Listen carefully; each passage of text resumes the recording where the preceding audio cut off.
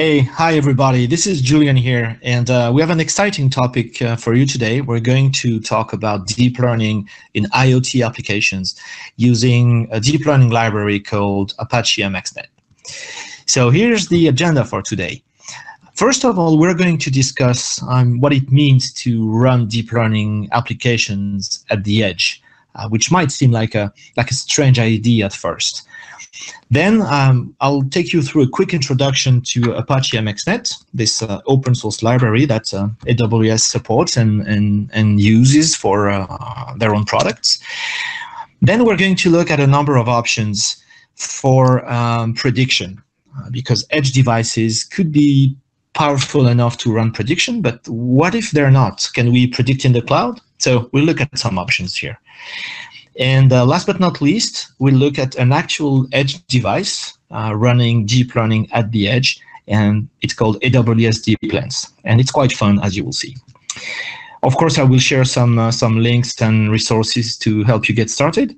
And as a summary, these are the services we're going to mention today. So we're going to talk about MXNet, we're going to talk about the deep learning MI, we're going to talk about SageMaker, AWS IoT, AWS Greengrass and its latest edition, Greengrass Machine Learning, and DeepLens, just like I said.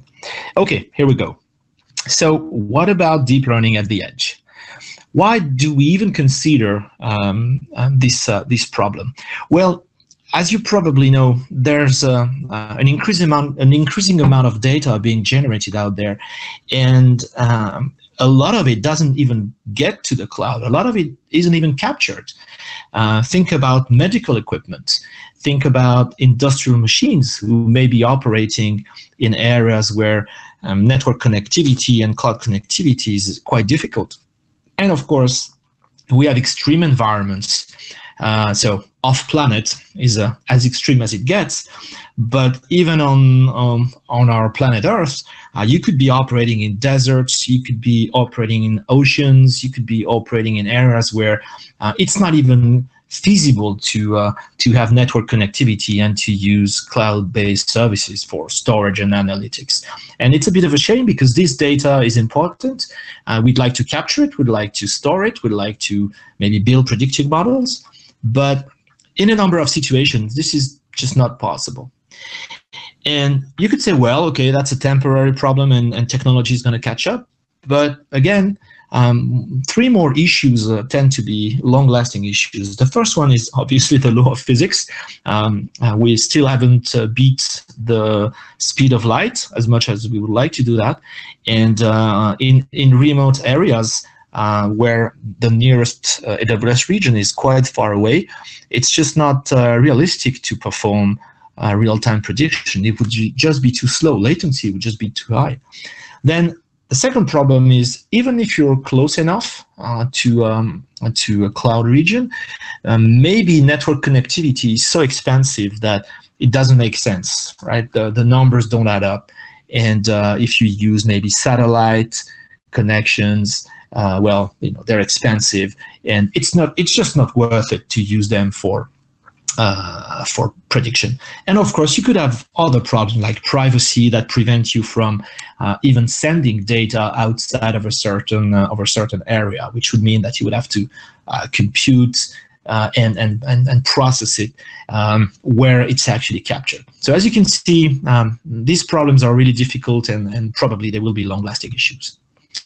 So deep learning at the edge, of course, it could mean capturing data at the edge and sending it to the cloud if we can, right? And that's a good start because, of course, this data can get centralized, and we can use analytics, we can train machine learning models, etc. And that's fine, run everything in the cloud.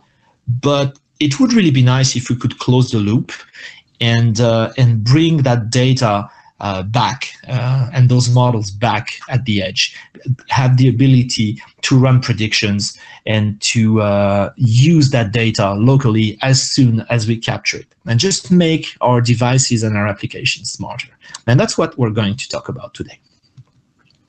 Of course, easier said than done. There are a number of problems. The first obvious one is that edge devices are usually heavily resource constrained.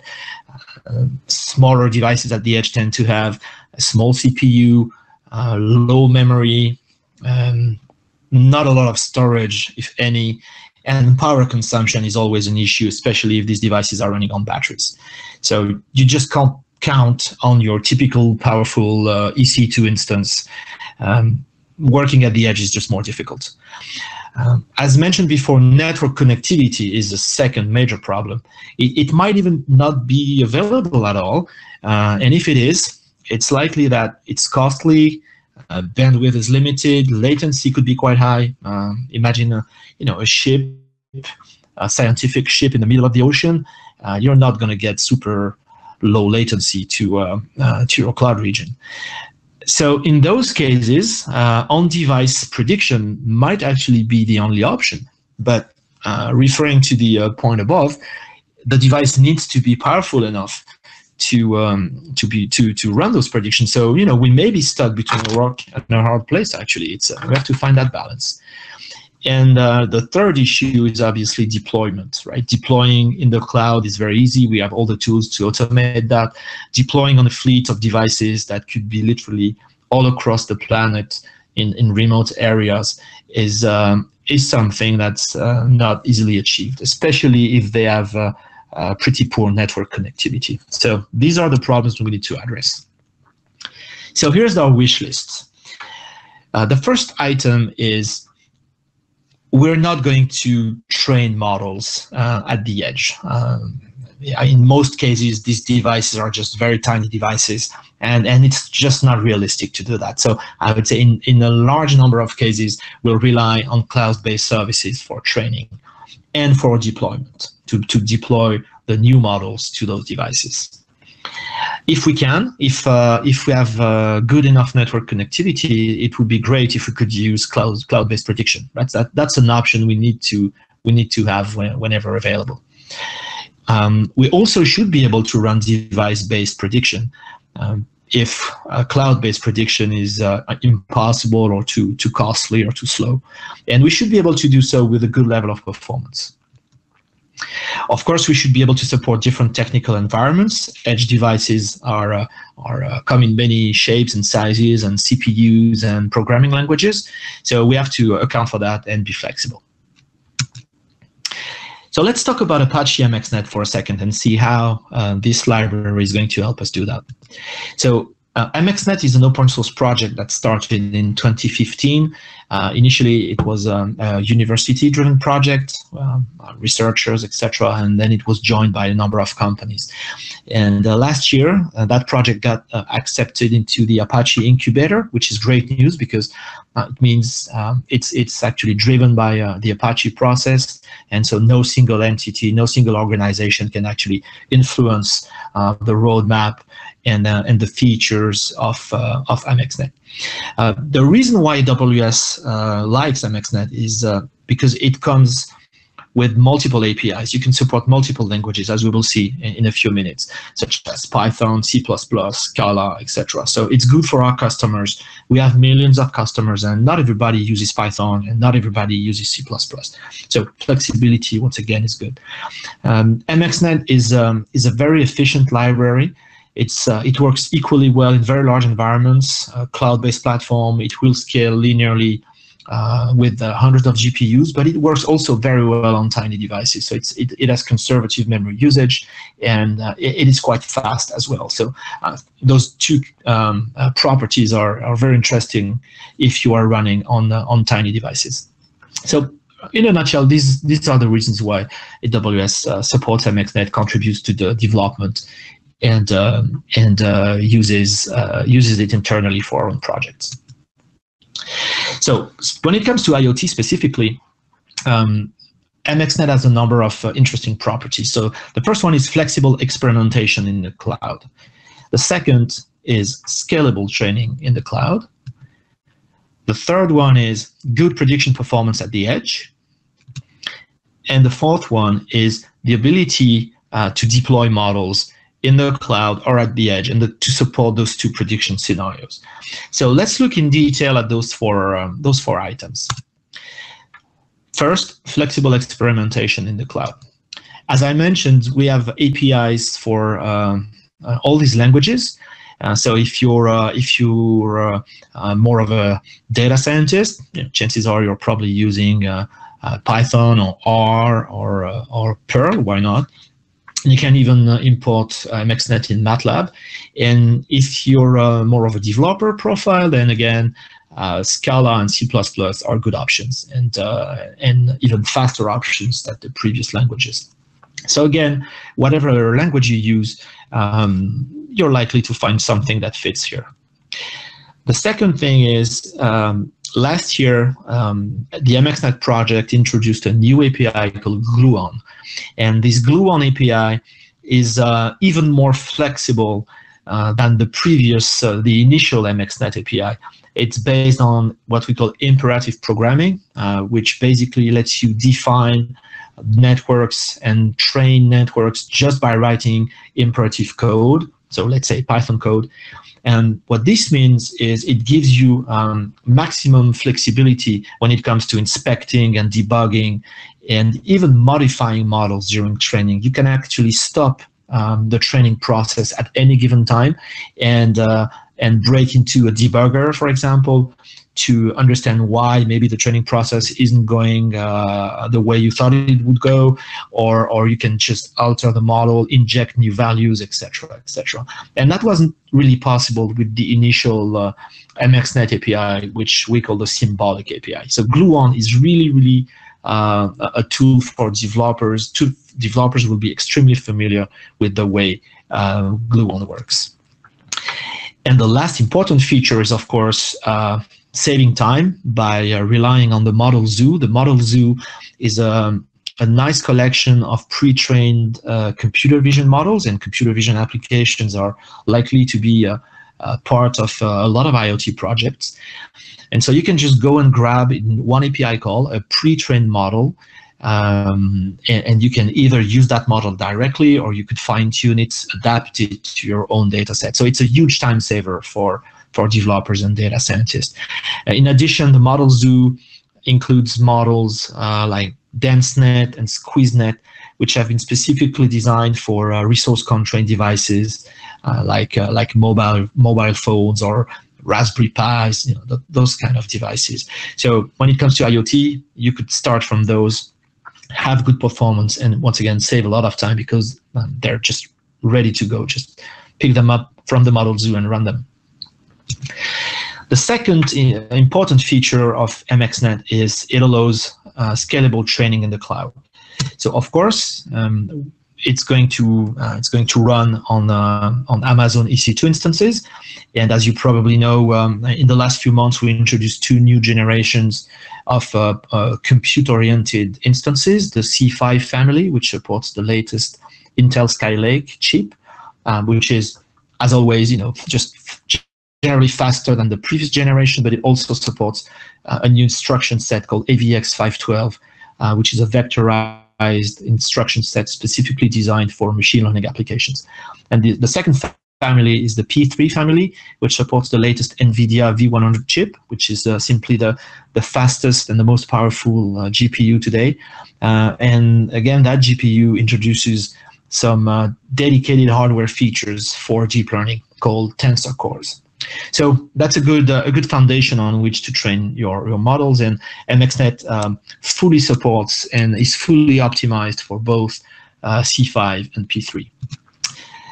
On top of this, of course, you would need to start an instance, and probably the best choice, the easiest choice, would be to use the Deep Learning AMI. The Deep Learning AMI is a collection of tools pre-installed, pre-built, pre-configured for you, such as all the popular deep learning library, TensorFlow, Keras, MXNet, Caffe, PyTorch, the Microsoft Toolkit, etc.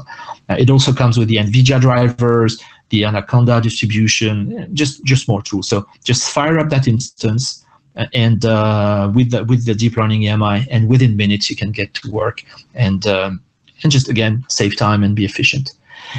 And again, as you probably know, at reInvent 2017, we introduced a new service for machine learning called Amazon SageMaker that lets you build end-to-end workflows and to design and train and deploy your machine learning and deep learning models on managed infrastructure. And of course, we provide pre-built environments for MXNet and Gluon with additional libraries like TensorFlow, etc.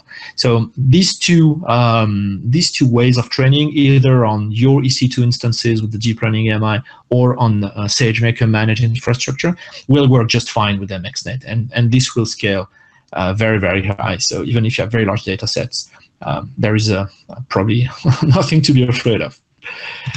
The third important item is prediction performance at the edge. So MXNet itself is written in C++. So even though if you use the Python API or the Scala API or the other APIs, at the end of the day you end up calling highly optimized C++ routines, and so performance is going to be quite good actually. If you use the Gluon API, the Gluon API support a feature called hybridization that lets actually MXNet transform those imperative networks into symbolic networks, and this will let MXNet perform additional optimizations on memory usage and speed.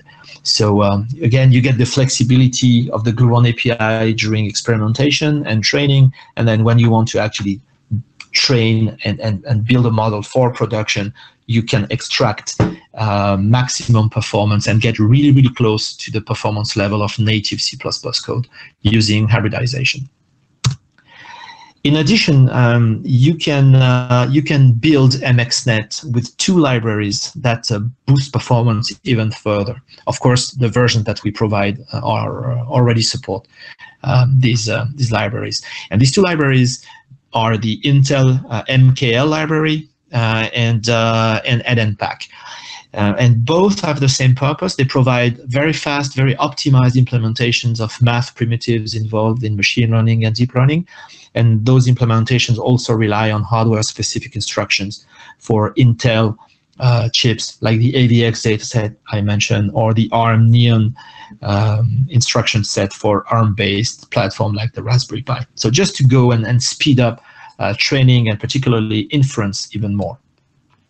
Another advanced technique that you can use on MXNet is called mixed precision training, and that's fully supported. So when you design a deep learning model, all the values, all the parameters of that model, the weights and the activation values, are by default stored and managed as float 32 values. As it turns out, researchers found out that you can switch to float 16 values and hardly lose any accuracy. So the obvious gain here is that the model size itself, the model that you will deploy to your edge devices and load on those devices, basically shrinks by 50%. And 16-bit arithmetics are also quite faster than 32-bit arithmetics. So on top of the model size reduction, you also get a nice performance boost. For more information, please look at this NVIDIA blog post that tells you how to use mixed precision training for MXNet. Quite a powerful technique for IoT devices. The last advantage of MXNet when it comes to IoT projects is the deployment options that you can get for cloud-based prediction or edge-based prediction. So again, we have 4 more options, and we're going to look at these 4 in more detail. The first one is if you want to start with cloud-based prediction, you could invoke a Lambda function from your device using AWS IoT and perform prediction there. Another scenario for cloud-based prediction would be train and deploy a model in SageMaker and invoke its HTTP endpoint. Moving to device-based prediction, of course, you could bring your own code, your own MXNet code, your own model, and just build your custom app exactly the way you want it. And the last possibility would be, still for device-based prediction, to use a service called AWS Greengrass that lets you deploy code and models to your edge devices automatically. So let's look at these 4 scenarios in detail. First, invoking a Lambda function with AWS IoT. So you would train a model in SageMaker, or of course you could bring your own. You could put that model in S3, right, our storage service, or you could embed it in the Lambda function. But remember, Lambda functions have a maximum size, so that might limit the maximum size of the model that you could be able to use. So if it's a tiny model, it could fit inside the Lambda package that actually gets deployed. If it's too big, then you could put it in S3 and the Lambda function would be able to load it from there. And in both cases, you would use the Lambda function to perform prediction. And to actually invoke this Lambda function, probably the easiest way would be to use our IoT service, AWS IoT. So send an MQTT message from your device to AWS IoT, and using AWS IoT rules, trigger the invocation of your Lambda function, perform a prediction, and get a result. So this scenario would best work when devices cannot support HTTP or are not powerful enough for local inference.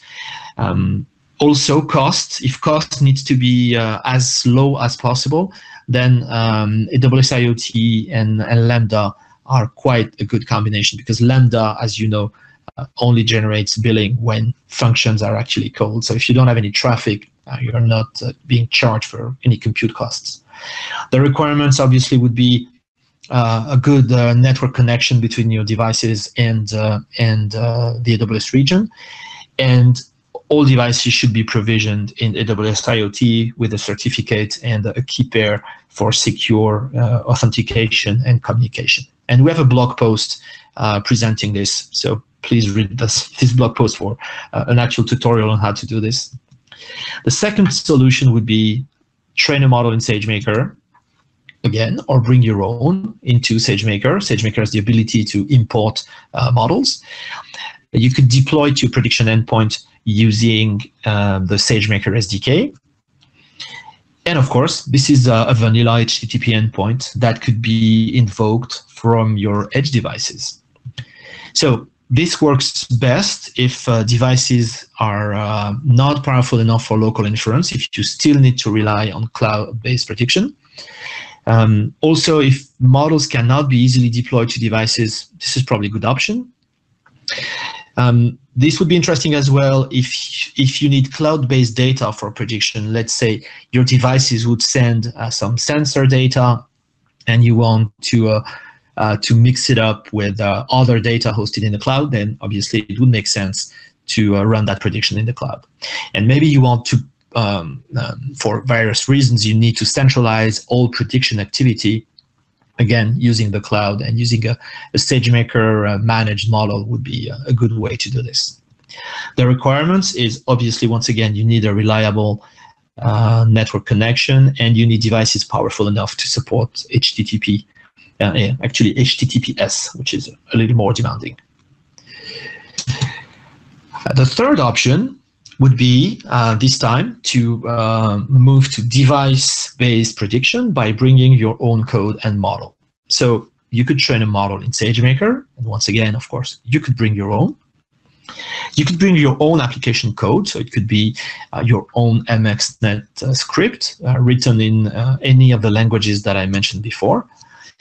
And you would need to deploy both the model and the application code on your devices. So it could be at manufacturing time, just load everything on your device, or maybe you build your own provisioning and update mechanism, and that's perfectly okay. And this solution would be fine if you don't want to, or if you cannot rely on any cloud services. Maybe you have zero connectivity. Maybe these devices will be deployed in an area where network connectivity is just not available. Maybe you're deploying them underground, who knows? And it just wouldn't be cost efficient to have any connectivity in the basement, or just maybe in the subway, and who knows. So that's a scenario. Just provision the devices at manufacturing time and use them just like that. The requirements obviously would be that devices should be powerful enough for local inference. You shouldn't have to update the models because, once again, this might be a little complicated. Maybe you're never going to update the models. You could think of some devices that could run forever with the same model. But to me, the biggest requirement, obviously, is that you need to do a lot of stuff yourself. And well, for some companies, that's fine. For some others, this might just be too much. Which brings me to the last option, where you would deploy your code and model with AWS Greengrass, our newer IoT service. Once again, you could train a model in SageMaker or bring your own. You would write a Lambda function performing prediction using that model, and you would write it in the cloud. It's again a vanilla Lambda function. You would add both the model and the Lambda function as resources in your Greengrass group. A Greengrass group is a collection of devices, so obviously at least one device, but there could be one core device and then a local network of additional devices using the core device for computation and communication with the cloud. So you could have a scenario where you have a core device that's maybe slightly more powerful than the other local devices, and all of these would be part of the same group. And once you've done that, and once you've registered your group and your devices to AWS IoT, Greengrass is going to handle the deployment and the updates, both for the code and for the model, as on demand, pretty much. Just call a deployment API for Greengrass, and Greengrass will make sure that all devices get updated with the proper code and the proper model. So that takes a lot of pain away. This is best when you want to have the exact same programming model in the cloud and at the edge, because the Lambda function that you wrote in the cloud is the exact same Lambda function that will be running, that will be deployed, and that will run on your device. So there is no need to change the code. Greengrass will deploy the exact same code. If you need frequent updates to code and models, then again, Greengrass takes everything in charge. It doesn't matter if network connectivity is infrequent or unreliable. Greengrass will just retry and make sure that deployments complete, even if networks are not connected yet. The next time they connect, Greengrass will perform the deployment. And maybe, like I said, you have scenarios where you have a more powerful device in the group that should be able to perform prediction for maybe a collection of smaller devices connected to it. So why not? Requirements. Well, you have to be careful there, because the minimal requirements for Greengrass are 1 gigahertz clock speed and 128 megabytes of memory. Although in my opinion, this might be a little bit low for MXNet, especially if you're working with deep learning models. So for reference, a Raspberry Pi does have a 1 gigahertz clock speed, but it has 1 gigabyte of memory. So your mileage may vary, but you really have to experiment, and with a variety of models. Some models could be just too large or too complex to run on the smaller end of the Greengrass specs. So again, just run your checks. And of course, you will need to provision all those devices in AWS IoT, certificates, keys, etc., etc. But this scenario is actually very interesting and quite flexible. And this is the scenario that AWS DeepLens uses. And we'll get to that in a second.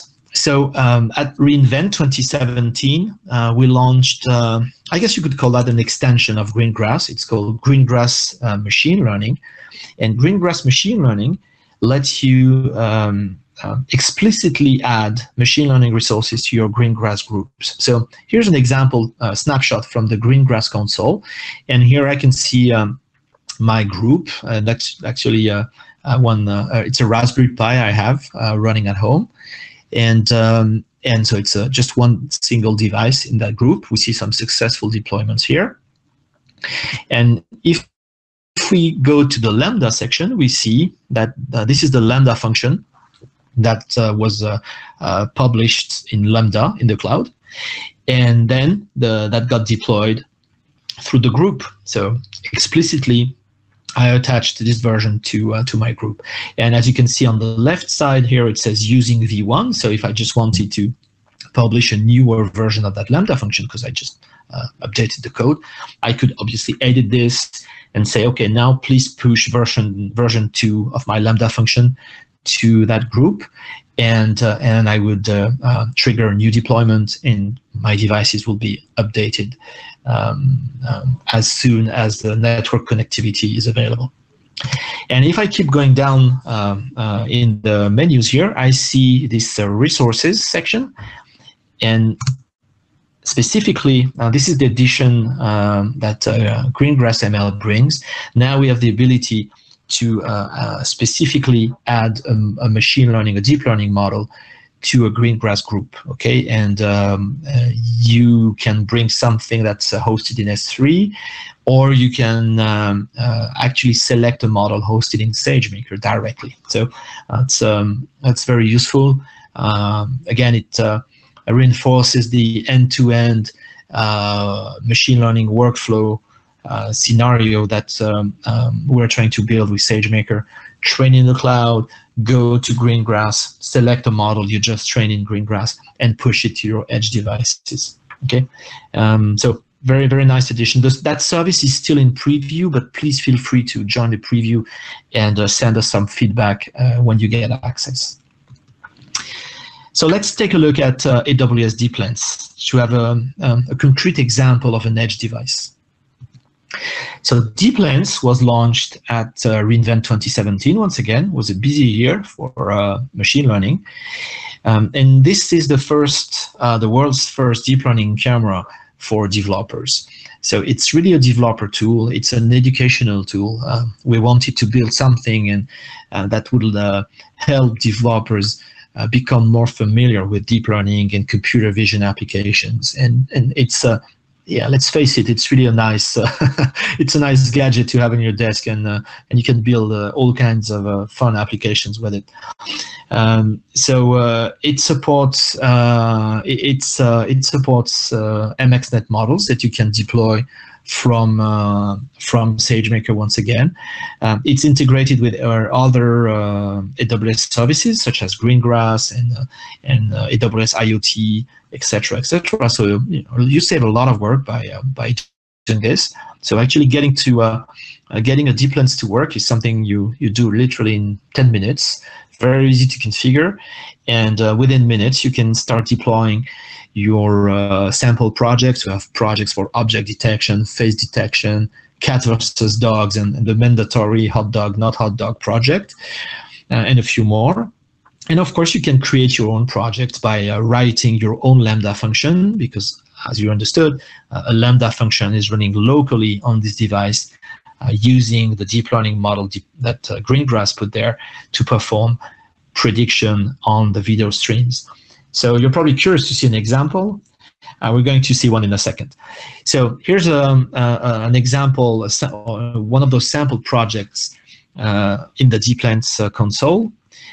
So we see clearly that a project is really, it's a combination of a Lambda function that was written in the cloud and deployed through Greengrass, just like I previously explained, and a deep learning model. It's, in this case, a face detection model that has been trained in SageMaker and that we grab from SageMaker when we actually configure this project. So, well, this is what it looks like. So that's me on the right-hand side, and well, those are two of my kids. And as you can see, we were trying to do silly things with the object detection model in the DeepLens cam. So the font is really tiny here, and you might not see the different objects being detected. So actually, persons are detected, as you can see, or there's a a bounding box, which pretty much goes around me and my son. There's the chair is detected as well on the left. The sofa is detected on the back here. And funny enough, my laptop is also detected. It says TV monitor, but I guess that's close enough. This model can only detect 20 objects. So a TV monitor and a laptop screen, and that's close enough. So that's an example of fun things you could do. And yeah, the kids loved it. If you need to know. Okay, so how do you get started with all of this now? The first step might be some training. We announced and we released some free digital courses that let you just, within minutes, once again, just start learning some new stuff on AWS in general. There are quite a few topics out there, but obviously there are some courses on artificial intelligence, and there are some courses on IoT. So if you put these two together, you're going to be on track to build everything that I discussed today. So please just go to aws.training and learn more stuff. And once again, it's completely free. So there's no reason not to do it. If your organization would like some help with machine learning, we launched a new initiative called the Machine Learning Lab.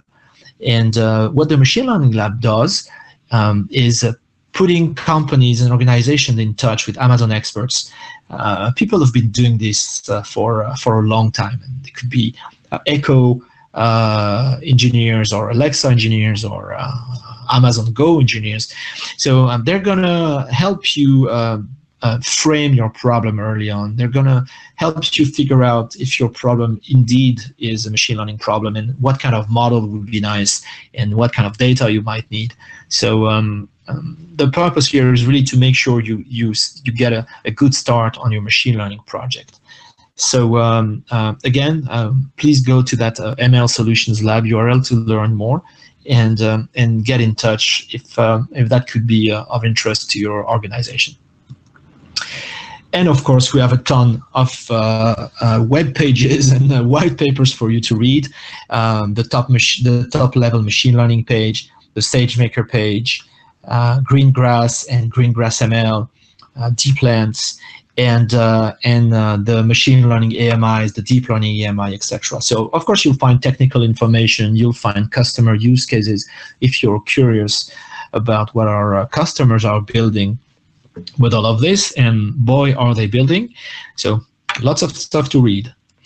The MXNet webpage at the Apache website, and the Gluon webpage. And I want to point this one out to you because this actually has an excellent, and I mean excellent, deep learning book, which is again completely free.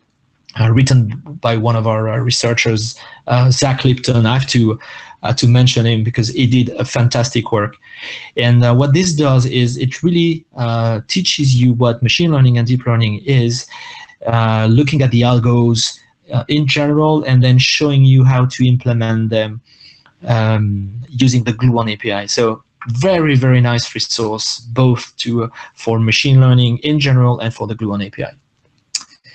And well, I'm also actively blogging on Medium, so you might enjoy some of my articles on deep learning and MXNet and SageMaker. If you read and enjoy that, please leave me a message. And again, I would appreciate your feedback. I'm done. I want to thank you very much for listening to this webinar. I hope it was informative and useful. You have quite a bit of reading now to understand what those services do and how you could use them in your company. It was a pleasure talking to you today, and I guess we'll answer your questions now. Thank you very much.